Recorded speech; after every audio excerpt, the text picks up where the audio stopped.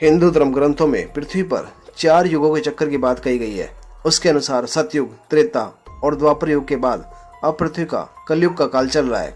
कलयुग एक ऐसा युग माना गया है जिसमें धरती पर पाप बढ़ता चला जाएगा, मनुष्य धर्म के रास्ते से भटक जाएंगे।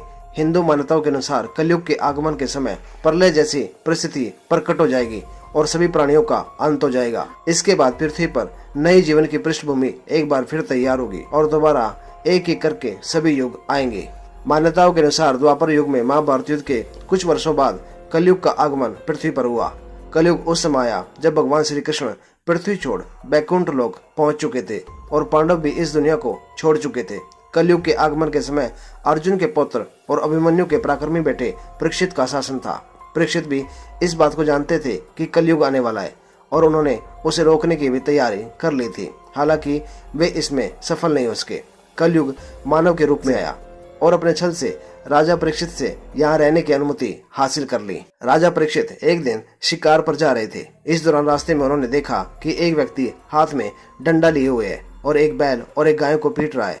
उस बैल का एक ही पैर था। यह देख राजा परीक्षित क्रोधित हो गए और उस व्यक्ति से पूछा, तुम कौन हो जो इस तरह अत्याचार कर रहे हो? तुझे ऐसे काम के लिए मृत्युदंड मिलना चाहिए।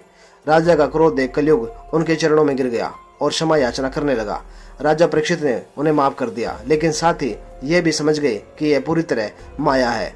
दरअसल वह जान गए कि एक पैर वाला बैल धर्म है और गाय के रूप में धरती माँ है। साथ ही उन्हें यह भी ज्ञात हो गया कि यह कलयुग है।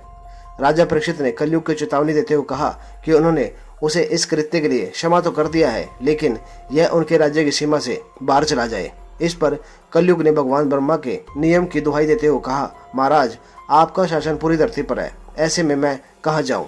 नियमों के अनुसार मुझे यहाँ रहना है। ऐसे में आप ही कुछ उचित स्थान दे जहाँ मैं रह सकूं। कलयुग के गिड़गिड़ाने पर राजा परीक्षित ने उसे रहने के लिए धरती पर जुआ, मदिरा, पर स्त्रीगमन और हिंसा जैसी 4 जगह दे दी।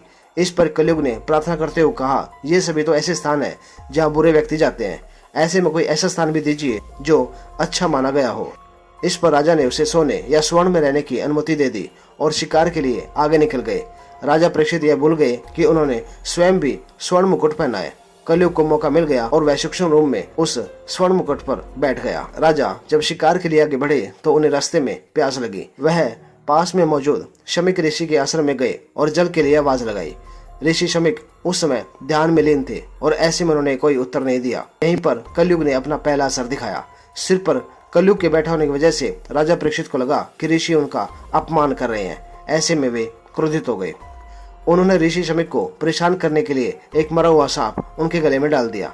उसी समय नदी में स्नान कर लौट रहे ऋषि शमिक के पुत्र श्रृंगी को जब यह घटनाक्रम मालूम हुआ तो उन्होंने राजा परीक्षित के 7 दिनों के अंदर तक्षक नाग से डसकर मृत्यु जाने का श्राप दे दिया।